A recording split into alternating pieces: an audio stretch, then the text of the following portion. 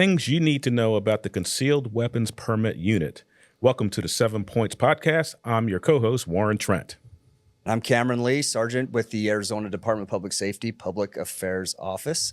And we are here today with Ethan from our Concealed Weapons Permit Unit, which can be a mouthful. A lot of folks recognize it as maybe CCW for short. Yeah, Concealed Weapons, CCW. Yeah, so thanks for being here. I think one of the purposes of having you here today is we want to maybe quell some misconceptions about applying for a CCW, all the things that go into it, the responsibilities of a CCW holder, and anything else that we want to do to make it easier for the public to get a CCW. But before we do that, let's get a little bit about you. Oh, the fun questions. Yeah, where you were it's most born, important raised. stuff. Absolutely. Yeah. Yes. So from Nebraska, lived there for a little bit and then moved out to Arizona. Parents didn't like each other, so moved to separate sides of the country and grew up here, joined the military when I was 21, was in the Air Force for 5 years, got medically discharged, got my master's at ASU. Before I came here, I was in backgrounds for the federal government, and then came here and started doing backgrounds for troopers here, and then promoted as a supervisor over the security guard licensing unit, and now CCW. And I've been over there for about 4 years now, 3 years. And I'm sure some things have changed. Yes. Just since you've been there. Yes. When I first got there, it was all paper, and now we're mostly digital on everything now. So we can dig right into this. I'm a resident of Arizona, or not, and I want to get a CCW. What are the steps? What is the first thing that I need to do to start this process? So first thing to do, I'd recommend going to the website and kind of going over our FAQs. It kind of explains what you should have and what you need. And then really it's just jumping and taking a course. It needs to be a DPS approved course, which are NRA, USCCA. There's different agencies that do it. And then, just take a CCW course. They're really knowledgeable on their stuff. And then once you pass, you apply online, turn it in. And how long is the course? The courses can range. We have no exact factor like how long they have to take. They're NRA courses, so they can last multiple different times. So the website, that's the DPS website, azdps.gov. Yes. Correct? And it is my understanding that the CCW, or the Concealed Weapons Permit Unit, is the most searched, or the page that is most frequented by the public on our website. So that means you guys are busy. Yeah. Don't know if that's a good thing or bad thing. That's the most visited, but yes, right. It is the most visited. Yeah. So one of the things we briefly touched on is whether I'm a resident or not. And if I'm an Arizona resident, I can obviously apply. But the question is, if I'm not an Arizona resident, can I still apply for an Arizona CCW? Yes. Anybody that lives in the U.S. can apply for one. So we have people from all 50 states applying. And then we have reciprocity, and it ranges. It kind of varies between 35 to 37 states. But we do recommend, if you are traveling with a car, to call the states that you're traveling to, just to keep up on the reciprocity, because they can pull them for temporarily at different times. And it's the same application process for in-state and out-of-state applicants.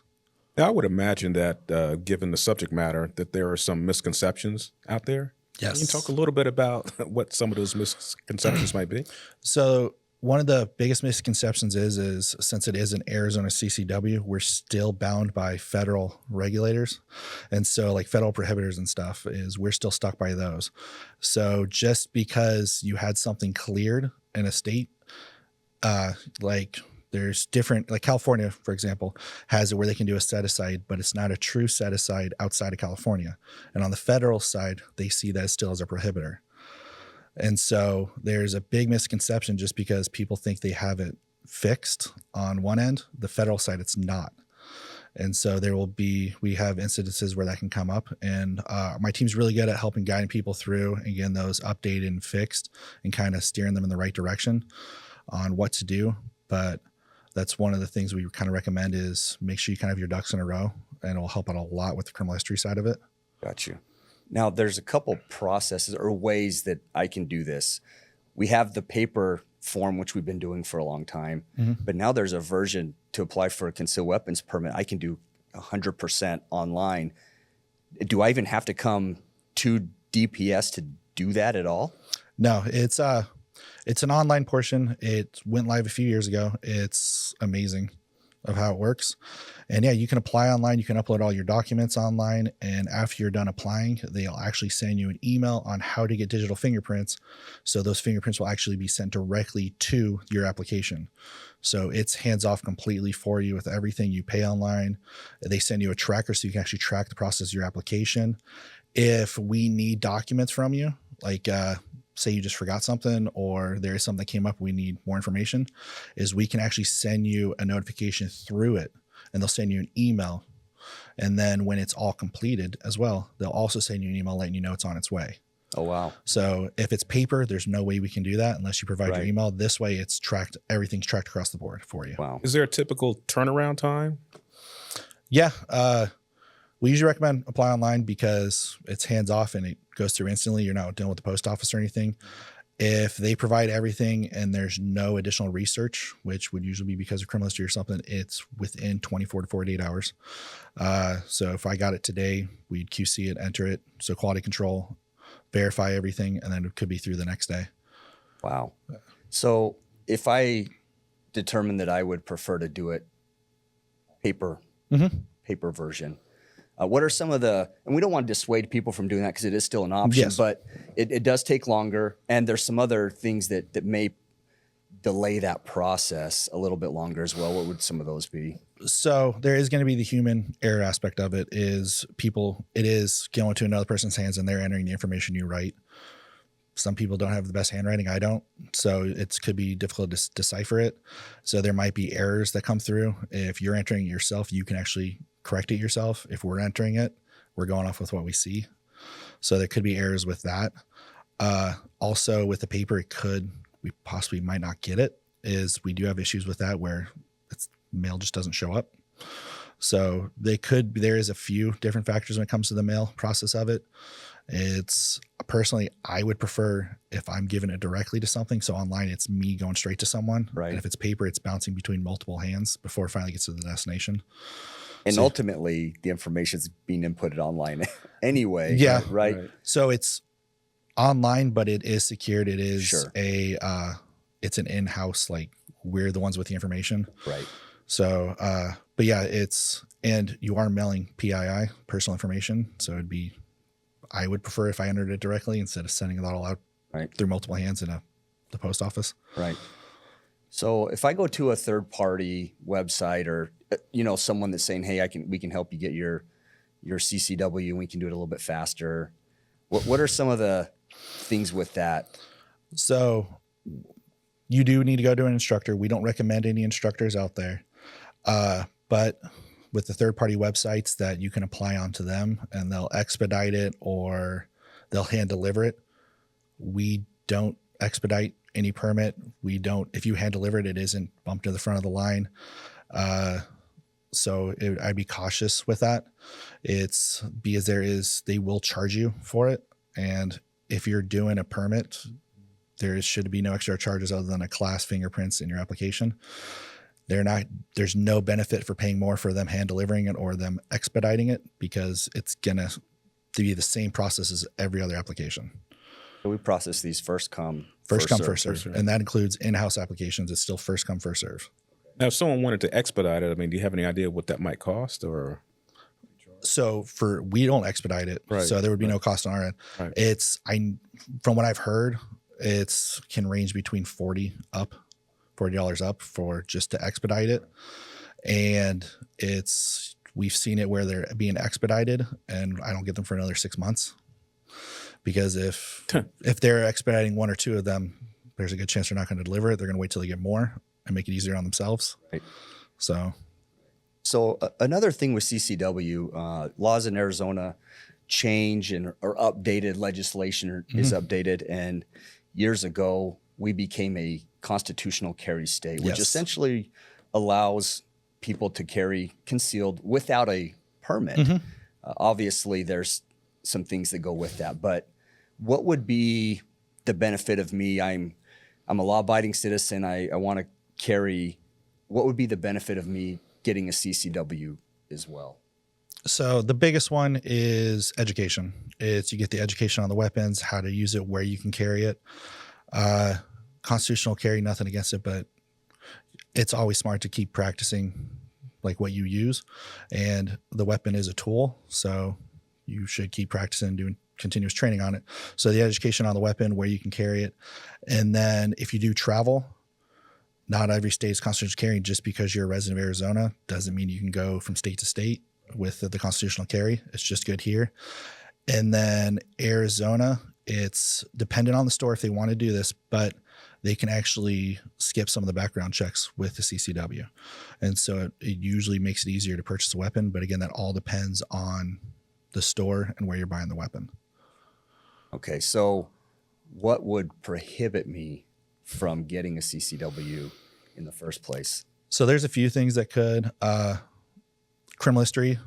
So it's the DVs, felonies, which that's why we recommend kind of double check it, because you might have had it set aside, but your rap sheet that we're looking at doesn't show it. So we recommend kind of double checking your criminal history. Drug use is one of them. It's 1 year from last use or 1 year from the expiration of a marijuana card. And then mental health can be one, which that one you can double check to see if that comes up. And then age, that's a big one we run into, is you do need to be 21. So, but yeah, those are really the big ones we kind of run into. Any idea, or can you say how many permits are being issued? Yes. So it ranges per year. It does change on the environment and stuff like that, but it's usually between 75,000 to 110,000 a year. Wow. Yeah. That's a lot. That's a lot. So Yeah, how many people do we have actually processing that many a year? My unit right now is about 15 people. Oh, wow. So we have 15 people that work 5 days a week, knocking out between 75 and 110,000 permits. They're really, really good team. I can't praise them enough for what they do. That's awesome. Yeah. And I love that we're constantly looking at ways to improve, speed things up, make it easier for the public to access these services that we have. I want to go back to what you talked about when it comes to why I should get a CCW permit, because I often, as an officer, as a trooper, get asked, hey, should I get one? Should I not? And to me, the education piece that you mentioned is so important. People that want to own guns and carry guns need to know what the laws and limitations are. Yeah. As well, what rights they have and what the expectations are of them. Because with that change in the CCW law also came a requirement to declare a weapon if asked by a law enforcement officer. And many people don't know that or don't understand that. If I ask you whether or not you have a weapon, you have to answer me by law. That's good to know. So answer truthfully. Truthfully, yeah, right. Right. Exactly, Right. answer Yeah. truthfully. Yes. So I love that education piece. And, I hope that we can promote this a little bit more so that we can educate more people about the CCW, the benefits of it, the education piece, and then really just how we go about getting it. I was on our website today kind of going through, looking at the process myself. Yeah. And it was pretty clear cut, in my opinion, when I was going through looking at how that process goes. Yeah, it's pretty straightforward. The application's really user-friendly. We have new applications for new applicants. We have renewals that you renew after 5 years, and we even send you a notification to renew. And then we have replacements if you lose it, address changes, and they're all almost identical looking. And so it makes it really easy to apply. And then throughout the whole process, you're getting instructions on what you need and everything like that. And then we're really good about, if you do happen to forget something or we requested it and we haven't gotten it yet, we do reach out again. And so we keep you filled in throughout the process. So to your point about address change, if I move, Yes. am I required to update my address Yes. on that CCW? Yep. I am. And so would that process just be going back to the website to do that, or how would I? Yeah, you can actually do it online or by paper, and it's just a quick update. You basically just fill it out with your new address, and then we put it on your current permit. Okay. So it's updated on there, which also helps when a renewal comes up. So we send out renewal reminders that have a QR code that will just take you, so you can apply right there, and it will actually update that so you're actually getting all the updated information and everything too. So if you move, you do get a new permit, or how does that work? Yes, when you renew, you do get a new permit, new number.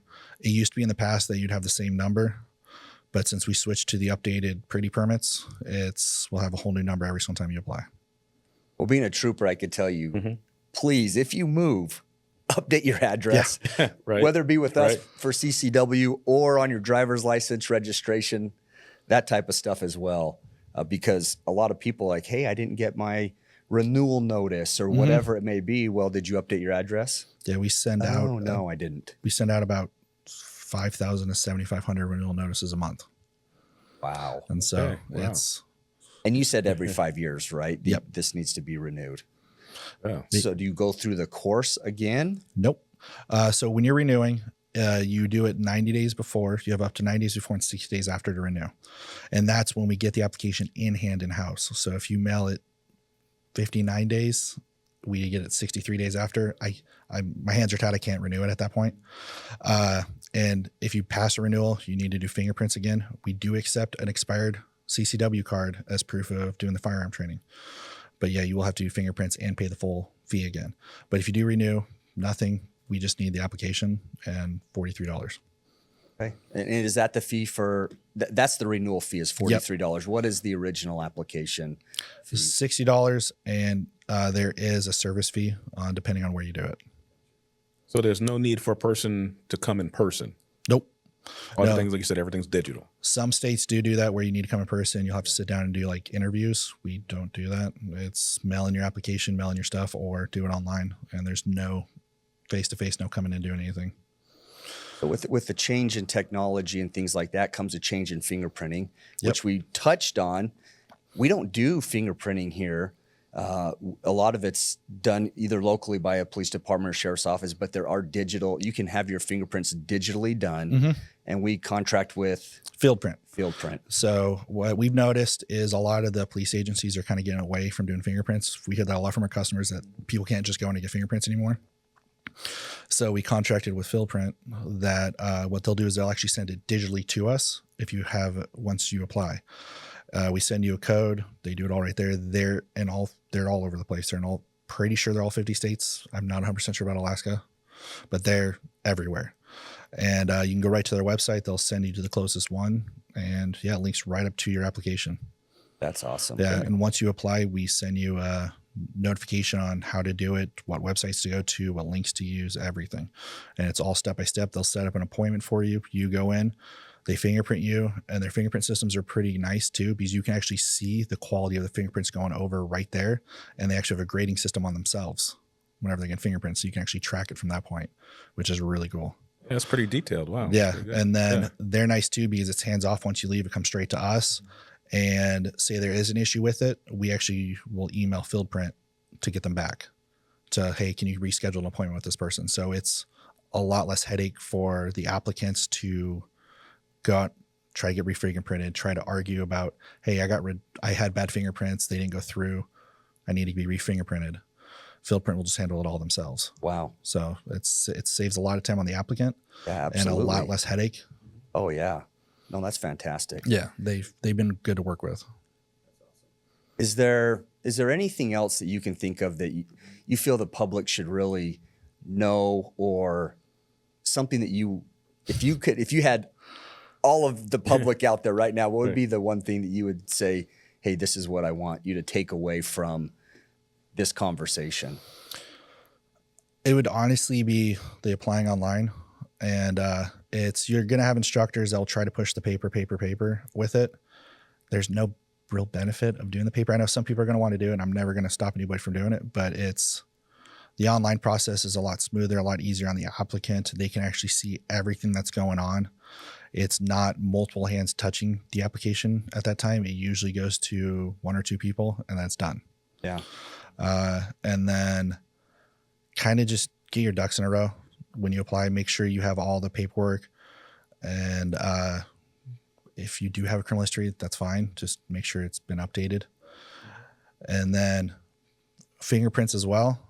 We do not accept fingerprints from other agencies. Like if you've had your fingerprints done at another agency, we need physical fingerprints. So if you've had them done and you're like, well, I have a fingerprint clearance card, I can't accept a fingerprint clearance card because we need to run our background as well. I got you. So people that get FBI checks, get their fingerprints done through the FBI and send us a paper that says I've had it done. I can't accept that. Okay. It has to be physical fingerprints in our hand or the digital fingerprints sent to us. It can't be any other way. So azdps.gov. Yep. You can find the concealed weapons page there. Yep. And there are frequently asked questions. I went through them. It's pretty well spelled out. But again, it is a very simple process, and it looked to be fairly quick to start it. So one of the things that, and I'll close with this, and Warren, if you have anything to add, what a lot of people don't know with the Department of Public Safety is half of our employees work on this administrative or regulatory side of the house. And concealed weapons permit is just one of the many things over the years that the department has been tasked with. Obviously, the uniformed troopers out on the road are kind of what people connect DPS to. But we have our professional staff working behind the scenes. This thing does not function without you folks. It just doesn't work. You guys are amazing and very professional. We appreciate what you guys do. We want you to know that we appreciate the administrative side of the house, because it doesn't work without them. Exactly. We're a team. We're a tandem. We're on the same unit. So yeah, I appreciate it. Yeah. No, it's full respect for everyone and all the hard work they put in on both sides.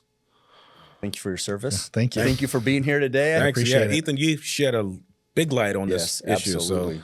So thank you for coming in. Thanks for, conversation with us, and, hopefully someone will get something from this. So for all of you, thank you for tuning in to the 7 Points Podcast, and we'll see you next time.